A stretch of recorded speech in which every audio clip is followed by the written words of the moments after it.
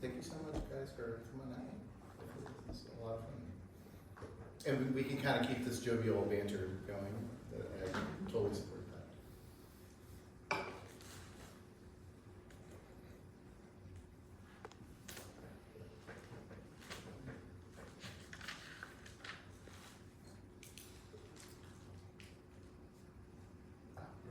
So I guess we can kind of get started.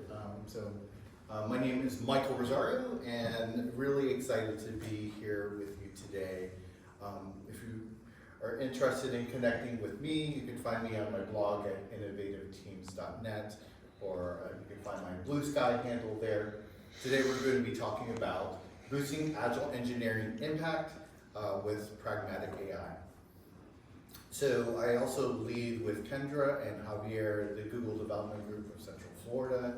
We're passionate about helping you improve your engineering impact, your leadership impact, in the Google ecosystem, whether you're just entering the career or maybe you're kind of like just wanting to keep your skills sharp on cloud, web, mobile. They're here for you.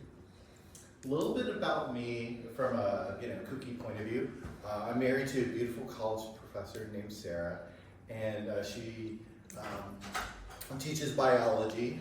And so I stand at the camp of being a kooky computer scientist who takes ideas of biology and makes bad copies of them.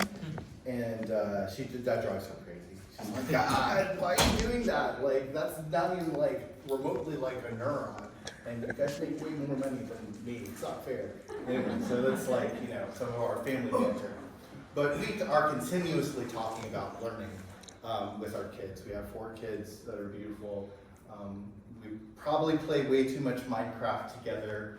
I'm a musician, so it's been fun to pass on the gift of music to them as well. So that's been kind of a little bit of a peek into who I am, a geek dad.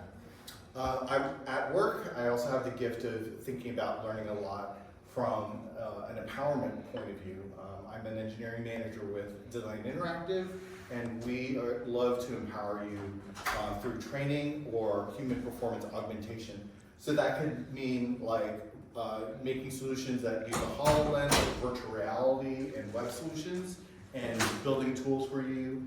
That might be something like our XR Mentor tool, which it focuses on the trucking industry and helping those mechanics be more excellent in resolving issues.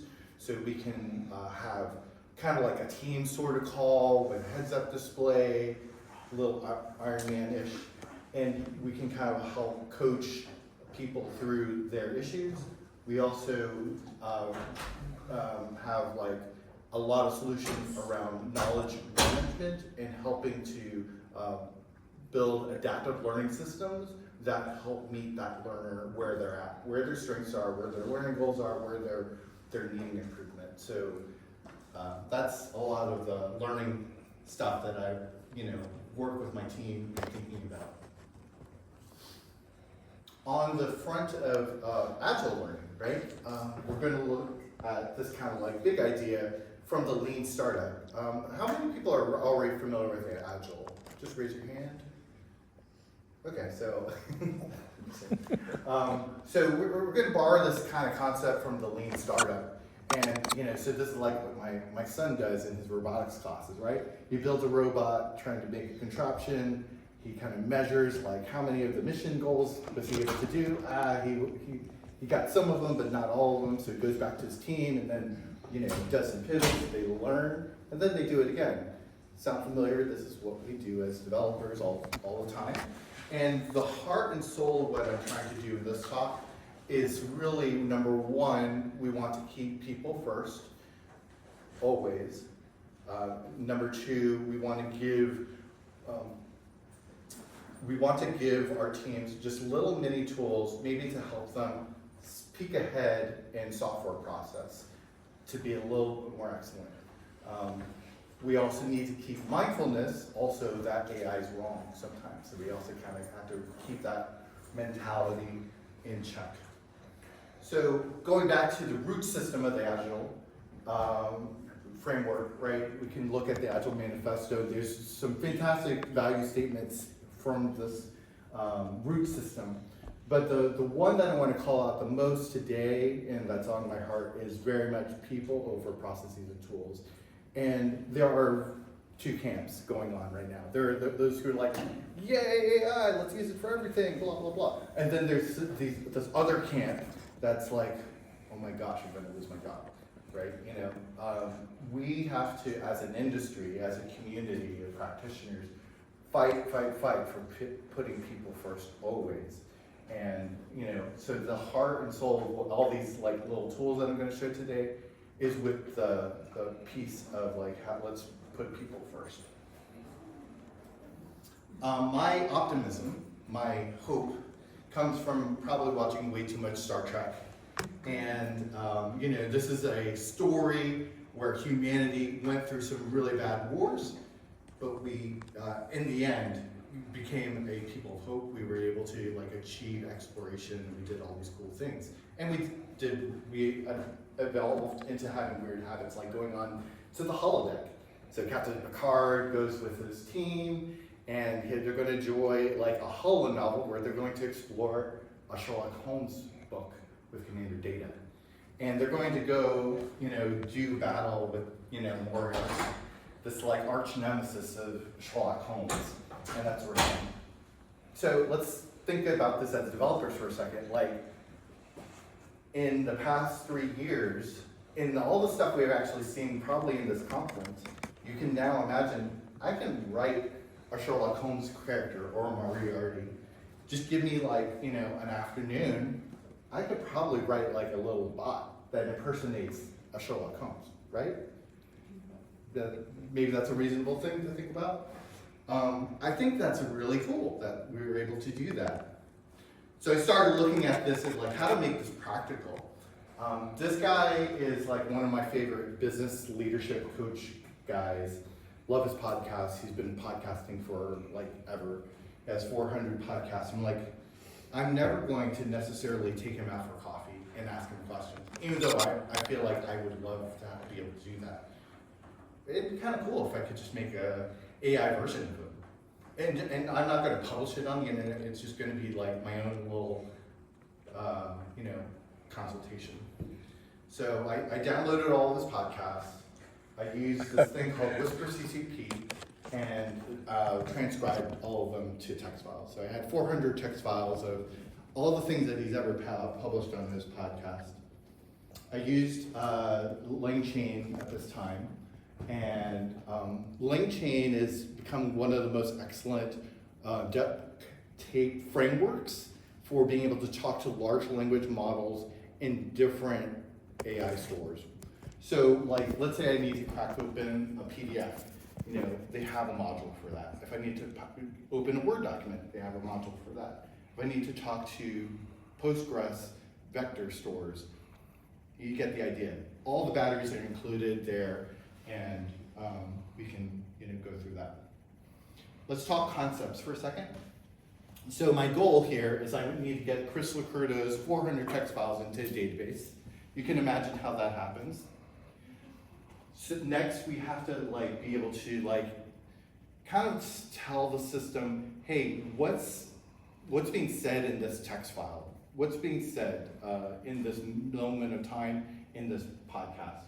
And that's done through something called an embedding. An embedding is a digital fingerprint that states what's in the box of that text. And it's kind of an unsung hero of all this AI revolution stuff we're doing. So let's take a scenario. Do you support international calling? The system can then convert that into a semantic embedding, and then ask the database, hey, what are the documents that are crazy similar to that, using cosine similarity?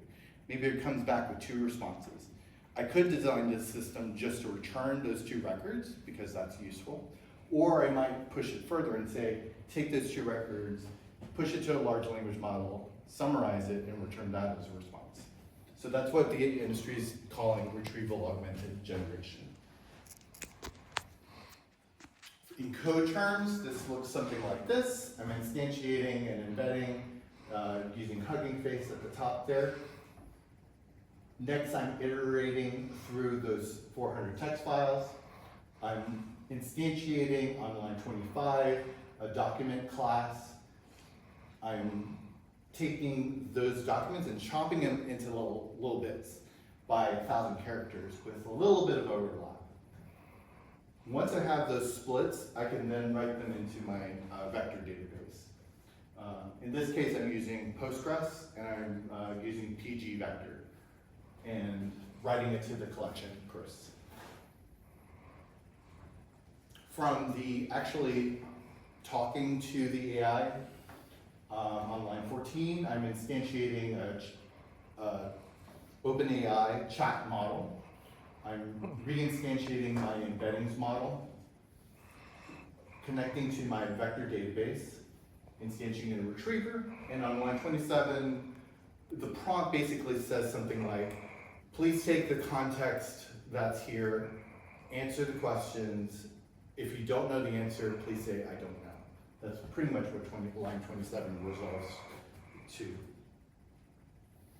On line 32, we're instantiating a LangChain function that uses that context, large language model, all the data that we have, and now we can start having a conversation with Crystal Curto. So I can ask him, like, what are the recommendations for killing the leadership crazy cycle? You know, for a leader who's like maybe feeling like, oh man, I'm like firefighting too much. What can I do? That answer sounded a lot like Chris, which is kind of cool. You know, what are the steps for proper delegation? Again, like I can kind of like personally validate. That sounded a lot like what Chris would say kind of in his podcast. So that was my first experiment and journey around Gen AI. So really fun. So we have an evolving relationship with this AI thing, right? You know, so this is data from Stack Overflow. 64% of us were kind of like, we're cool. We're cool with playing with this thing, and we're seeing increased productivity. We're seeing increased speed to learning. I'm going to brag on Javier real fast because he did a really cool thing at work. I know he's like learning a new ninja skill in a code base he hasn't done before, and he used GitHub Copilot to then just like, hey, so I need a learning plan for how to have confidence on this code base.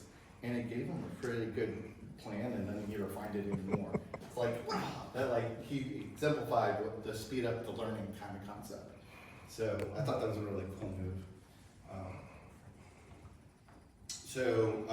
These are all the kind of like places where we're really excited about using Gen AI, testing code, learning about a code base, being able to peer review. So we'll touch on some of these things in this talk.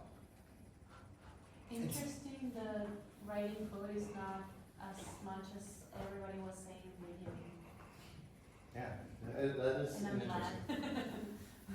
I think also that that's a little bit why I wrote this talk the way I did, because I figured there's going to be a lot of people talking about like Copilot. I always believe, just without putting AI aside, how do we get to excellent requirements? How do we get on the same page? How do we think about like superior user interfaces and usable design? That's a more interesting question to me. So I'm going to start with a fun, first tool, deep research. How many people have played with deep research so far? Okay. So OpenAI, Gemini, Perplexity, they all have this new feature called deep research. And it's the first kind of more agentic mode of AI that's really cool. Agentic AI is different insofar as you're giving an AI a goal, and you're trusting that AI to accomplish that mission, and then it's going to do super Googles, or saying super searches, to then accomplish that. So we'll see what that looks like. So in Gemini, this is a screenshot that's taken from howtogeek.com. I'm asking the question, what is the best laptop? And $2,000 for AI and stuff. It creates a research plan that's around that topic, and then you can just say, start research, and you let it bake for, 10 minutes, and it will pop out like a really cool research report for you and whatnot. So in our world, where we're doing a lot of, academic research meets actual technical implementation, a lot of times in our work, we're having to look at research papers, quickly digest them, and then proposing back to our product organization, this is a strategy we have to go for. So I found this really helpful. So being able to kind of take that document, whatever it is, from deep research, I'm now showing how I could use it in another tool called Notebook LM. Let me actually show that one live. So Notebook LM, we'll use this document on open source business. Here I loaded in a deep research report on open source business models. And let's just think about the keynote we saw this morning. He talked about some of the business models, right? So let's see, there's some overlap with what he's talked about. He did talk about open core and that there's dual licensing. He talked about you could create a services company. You can see that all of these kind of this report overlaps with a lot of what Sean Walker kind of talked about this morning. Further, you can also, this may take a second, but you can also load up a podcast of everything. So, sorry, how did you get to this? I missed. So this is from today's morning talk, right? The keynote? Is that what? So no, I did actually this way before the talk, because I've had that kind of burning question. Why do people open source stuff? It just so happened that was the keynote. So, but so another thing that you have, we'll just play a second. Okay, so you're here because you're really thinking about open source. Right. And whether it could be the engine for your next big software business idea. Right. You sent over a ton of interesting material. I did. And our goal in this deep dive is to kind of cut through all that, extract those core insights so we can figure out what are the real advantages, what are some of the potential roadblocks, and really, what are the strategies that companies are using right now to build successful businesses on this open source foundation. Exactly. So I made a 20-minute podcast around this big research paper, and I could play in my car, and I'm a little bit smarter in front of my boss. Hey boss, now I know how to deal with this. Or another scenario, I need to digest a proposal, I need to be ready to talk smart in front of my boss. You can see where you can take this in a lot of different ways, and also I can ask it questions Is it only pulling from your source material? Mm-hmm. Yeah. This was designed actually with a strong educational purpose. It's really actually meant for teaching and whatnot, but it also has good use cases in the enterprise. So I was going back to the other gentleman's question about the keynote. If you had an app like Otter, which converts speech to text on your phone, you could generate a text file and then feed it in Notebook LLM and get a summary of the keynote within minutes. That's absolutely right. That's absolutely right. Yeah. So let's talk about Otter a little bit too. Thank you for that segue. So Otter is my next app. And again, part of my hidden agenda in this is I want to give you time back in your day. How many people maybe work in a compliance regulated environment and you have to be on meetings and then you have to do the minutes? Oh my gosh, it's painful, right?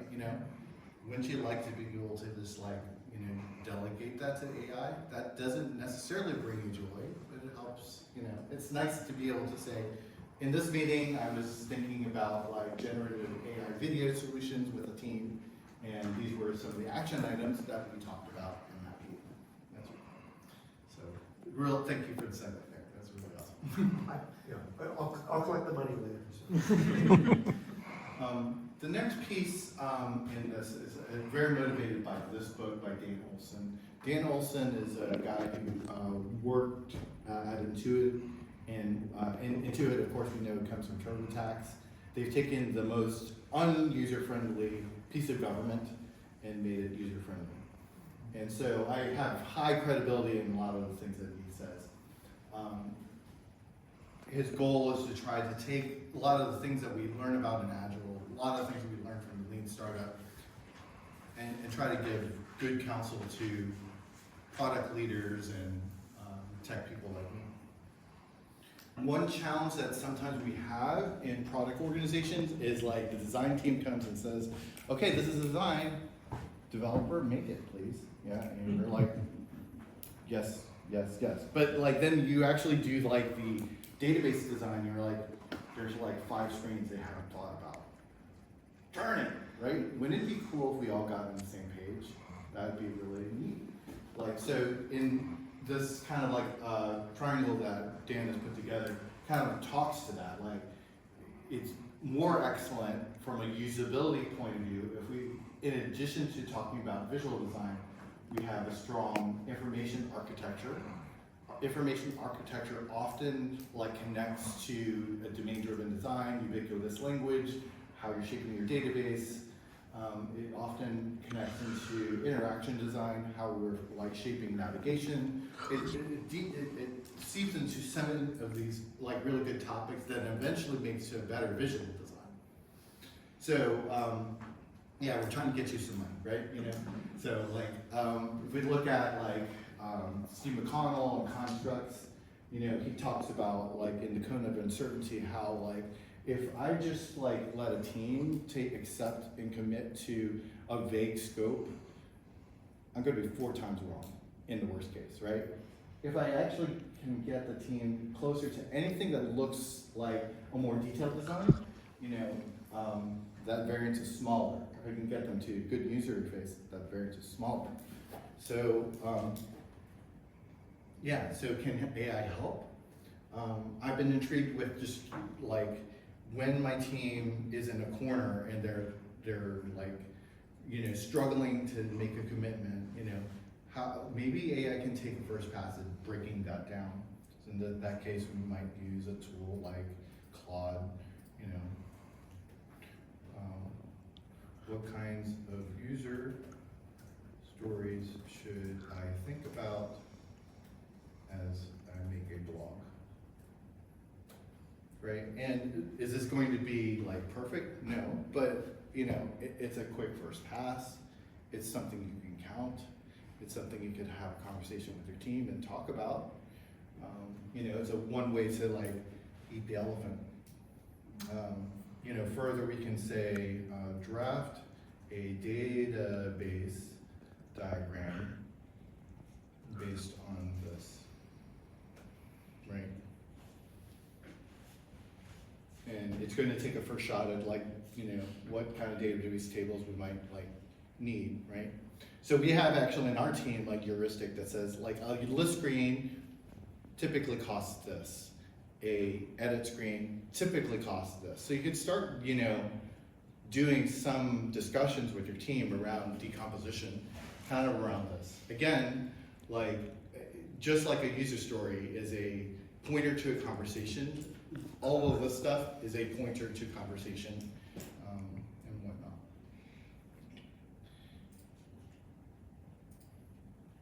So other artifacts that you can do besides database diagrams include class diagrams for games. I'm going to show also like you can also do like based on Anthropic writing some stuff. There's a kind of cool agentic coder that I just test drove like last weekend. And I threw some user stories that Anthropic wrote out at it. And we'll kind of see that. So this is if you sign up for a Claude account, or is this like? Actually, I think I'm still using the free. Like this is under free tier. So you can test this. Mm-hmm. Yeah, so I heard one AI podcaster kind of say that one trend we might see in the next year is that instead of just talking about like mock-ups, we might challenge a team, go on like websites like Lovable and go prototype, the idea again. Lovable, like in particular, isn't going to get you to like an MVP, like a finished product, but again, it's another way to sketch with AI.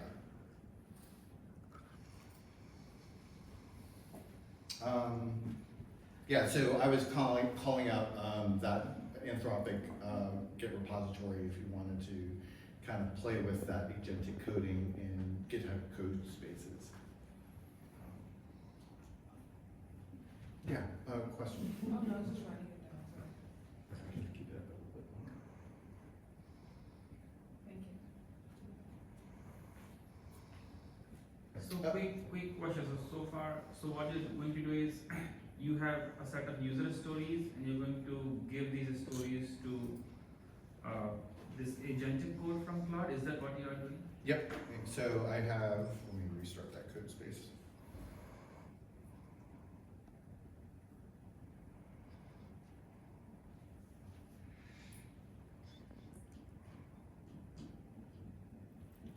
I had like a markdown file with the user stories. I put a little bit of extra direction on there to say like, create an HTML file called Galaga2, install P5.js into the HTML file. P5.js is a really light 2D rendering thing. And I've drafted a 2D shooter game using these user stories. And I further told it to like encapsulate all the objects in class style. Because it gave me a functional style of JavaScript programming initially. I'm like, I want to look at classes instead. And I definitely have pushed it on 80s games just for fun. There's part of me that goes like, yes, it didn't work, at times. But still, they're like, as a learning nerd, it's still kind of cool to see like, see it try. Okay, so getting back into, do we trust this?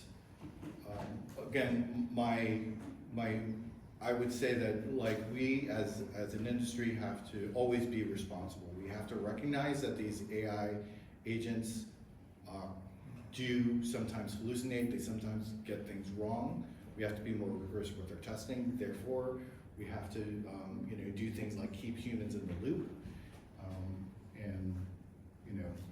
I think that's one of the reasons why we're going to keep our jobs as software engineers, right? Because we just can't like pass this responsibility for running the world that we as programmers own to machine. Absolutely not. Some of you care about privacy and that sort of thing like that, right? And so want to give a shout out to the Olama like kind of tools. These are tools that you can kind of like install, like tools like Gemma from Google or DeepSeek. These are large language models that can fit on your MacBook or your own laptop. And you can pair that with tools like LibreChat, which allows you to kind of like connect into those. And you can kind of keep everything on your computer. You don't talk to OpenAI, you don't talk to Google, you don't talk to any of these providers. You could put it in a closed network and you're good. So that is a concern for some of my coworkers. They're like, I see where there's business value in this AI stuff. I just don't want to like leak. I never want to leak something to these companies, and that's one tactic to address that. You said Leaper, L-E-E-P-E-R? Sorry, LibreChat.ai is the name of the open source project. What does it do? So this is a privacy-first chat client. So in normal OpenAI chat client, right, Sam Altman can like read out all your stuff, read every conversation. If you don't want that to happen, LibreChat, at least reduces the risk of that. Like if you're using OpenAI, you're still like making API calls to that, but at least it reduces some of that privacy concern risk. There was one backed by, I think, Jeff Bezos. Is it one of those? I don't trace like a connection to Jeff Bezos in this case. Okay. So this is like a front-end for connecting to LAM or something like that? Mm-hmm. Okay. And I think I'm starting to see that they're like building agentic features into it, so I think it's also kind of cool from that standpoint. And it connects into the LangChain ecosystem that I alluded to again at the beginning. So it's really neat to see how like open source projects, when combined, create an impact. So small commercial for Google Development Group. If you like some of the thinking that has been going on here, really give you a warm invite to Google Development Group. You can check us out at googledevcentralflorida.com. We are, proud partners in terms of like, we love to build up the community together. We'd love to kind of stay in communication with you. If you visit our website, we have a really cool Discord link there, and that's a way that you can connect into our community and our events. We try to have events monthly. Our next event at the end of this month is actually celebrating International Women's Day. So we have like 4 like really cool speakers, talking about their journey as women leaders. It's happening at a brand new cool restaurant out in Kissimmee. So it's going to be a really fun, delightful time. So encourage you to connect with us. Okay, back to the talk. So I don't always test my code, but when I do it in production. We've all had experiences like this, right? So yeah, hopefully we're not doing that now. So how can AI help us from a testing standpoint? So if I'm just like, a developer and I just want to increase my code quality a little bit, on my own workstation, I can always ask Copilot, I really struggle to write this class. Is there a better way to think about this problem? And it'll give me an answer, right? That is an act of, a kind of peer review. From GitHub pull request features, they're also integrating like the Copilot feature in there. So you can kind of do the same sort of thing. You can ask it, hey, are there any security concerns kind of in this class? It will give you a nice little report, right? That's another form of testing. It kind of goes beyond, what a linter would do, and it's definitely something to reach for. I still think it's good from the engineering point of view to take responsibility for structuring your code well. So I'm a big fan of like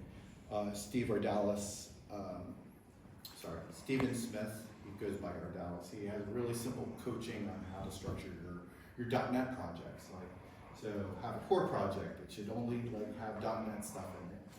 Your infrastructure, that's where you put all of your entity framework, all your emailers, all of your like weird dependencies to databases, put it into that project.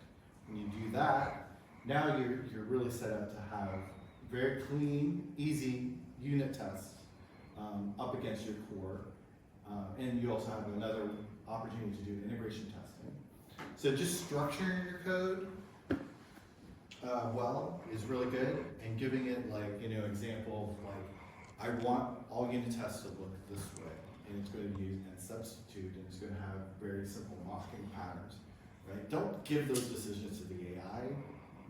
Show to the AI like what you want from the unit test point of view, and then once it has a bunch of examples, now ask it, okay, so I need to get more coffee. Can you please write these unit tests and then go in? Hopefully you get a little bit of back in your day. We were talking about this topic at work and thinking about this in terms of cooking shows a little bit. And a master chef thinks about where am I going to care about my detail? Where am I going to put my love? I'm going to think about these seasonings in this place. And they're going to go through that list of like, I love to do this. I hate doing this. I'm going to delegate this sort of thing. these are the sort of things that we can kind of think about as developers now, where we can say, like, I really hunger to make a really excellent user-friendly thing, and I'm going to spend all my time there getting to know CSS better than anyone. But I don't really love the test automation stuff. You know, these are strategies you can reach for to potentially delegate that sort of stuff. If you look at traditional test case management, these tools do a halfway decent job making those sort of test cases, and it's, you know, it's important to also prompt them to say, like this acceptance criteria was mostly written in a manner that's talking about the happy cases. What are some of the other, like, evil cases, failure cases that the product team didn't ask me about, right? That's another way, you know, AI can kind of like help you think a little bit more completely. Again, do we trust this stuff all the time? No. On average, like, we can see the data, right? But again, hopefully, hopefully this talk gives you a sense of, like, hey, I'm trying to give you back, you know, a little bit of time in your sprint and help you be a little bit more relaxed when the world demands more and more of you. So hopefully you're feeling that. As an industry, we have to shoot for responsible AI. Putting people first, people over processes and tools, and that includes the AI tools. Respecting creators, respecting their creative work and the implementation of all of these tools.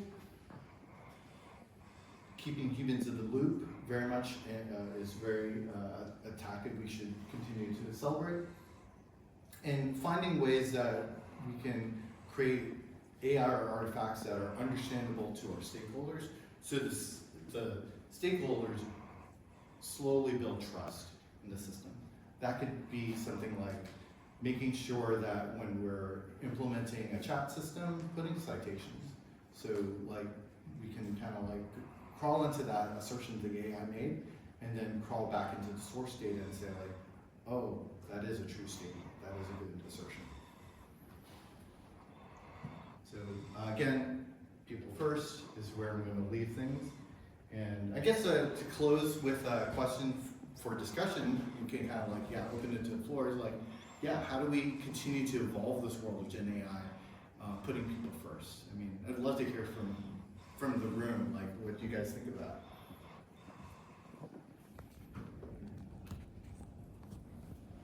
I was going to throw an example out to something you mentioned earlier about, development teams being potentially tasked with prototyping live. Something I have done with clients over the past 3 or 4 months is gotten them on calls during discovery and pulled up B0 or Lovable or Bolt or Cursor, whatever tool I'm playing with at that time, and saying, let's talk through your project and build out a prototype right now, and actually live develop with them. If they want to change something, let's try it.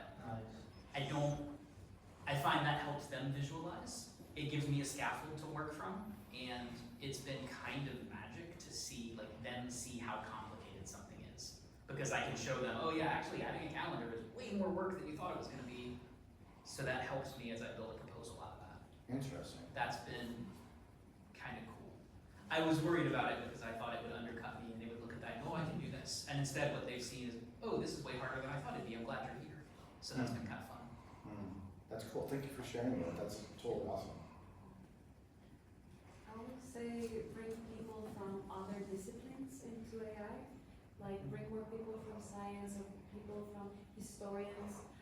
Recently saw a startup that is growing very fast that uses AI to model hearts so they can build like real hearts for transplants for real people that need that. And that is something that I never thought of before. Wow. Wow. That's such a good call out. Yeah, absolutely. Any other kind of like thoughts? Maybe just again talking about balancing our hope in AI versus the fears. Is that a real concern that we're discussing on our teams? What kind of experiences are you sensing from your team? I guess. Myself? Or sorry, Alex. Yeah. What are you sensing from your team on versus like hope of in AI versus fear? So I do consulting, but I also run a tech education startup. And it's a really weird time for people who are trying to career switch into tech while they're being told that something's gonna take their job that they don't have yet. That's scary for folks. The conversations at the level of folks entering the industry have been a lot more reflecting on history where there have been big changes. I'm pointing out that like we built sawmills and that didn't get rid of junior lumberjacks. It just brought junior sawmill employees into the fold. We're just changing titles, we're changing skill sets. But at the consulting level, I don't see a lot of fear. I think if anything, I see fear in like doing things wrong on the ethical side. We have a lot more conversations there about how do we get the information we need to train ethically? How do we build our models that are safe and privacy oriented? How do we niche down into areas that we haven't considered? One of the coolest conversations I had recently about AI use was looking at the older, I don't know the right word for this, looking at where our training data starts. And if I'm thinking about the Microsoft stack, this example is actually relevant because they were talking about somebody trying to support a Visual Basic 4 application, old legacy stack. And they had a team of new developers who'd come in who were trying to modernize it, but none of the LLMs were trained on content that knows VB4 because they're all trained on online documentation that started at like early .NET, maybe VB6. Interesting. So all these systems are asking them to upgrade from a state that they don't exist in because that is as old as the training data goes. And there was a question of what do we do to get this corpus of data before it was digitized into these systems now?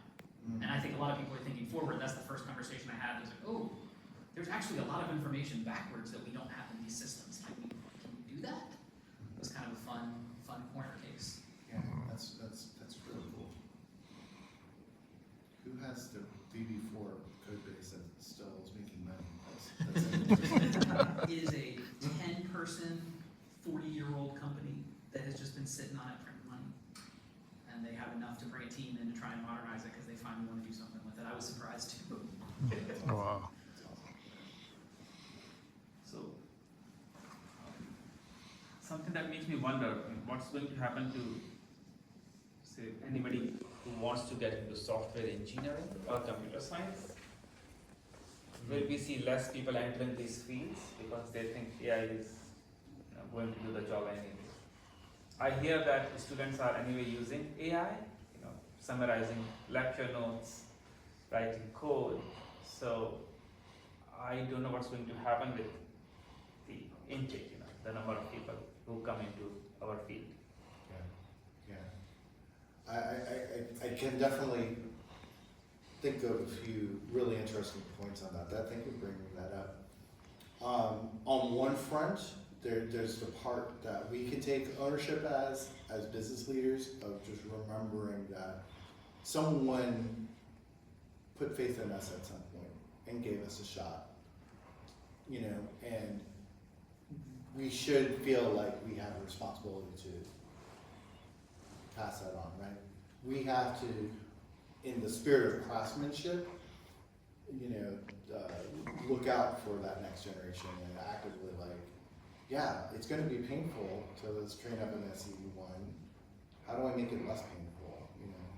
How do I go a little bit further in my documentation so I can make these software processes delegatable to an SE1 or to an early stage junior developer or something like that. So there's that piece. The other piece, I was actually listening to a computer science teacher kind of reflect on that, and she was letting her students talk. There is a really hard discussion around motivation of students going on right now, because it's so easy to read for the ChatGPT and hand in my algorithms assignment. Yeah. So I do think that we have to continue a dialogue with our education leaders and try to help them reinvent what computer science should look like in a new way. And maybe it's a little bit more project-based in some senses, Yeah, I mean, I can't pretend to like know the solution, but I could definitely sense though that like even students are saying things like, I don't even have the energy to write a paragraph anymore. Why? Because like it's so easy just to delegate it, and that's to an AI. And it's like, oh, that's not awesome from instilling good habits and principles into the next generation. We have, I guess, as parents, a lot of good work to do. I guess. Yeah. So, great question. Great question. I think we're kind of at time at this point, but really appreciate everyone coming out. If you want to hang out a little bit more and banter, happy to hang out. But thank you so much for coming. Good.